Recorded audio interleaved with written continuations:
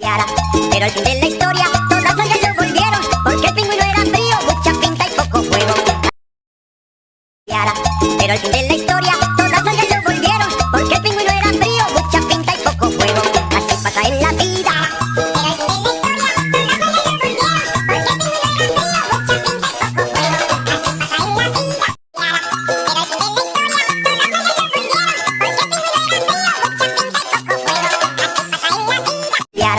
Pero al fin de la historia, todas las gallos volvieron, porque el pingüino era frío, mucha pinta y poco fuego.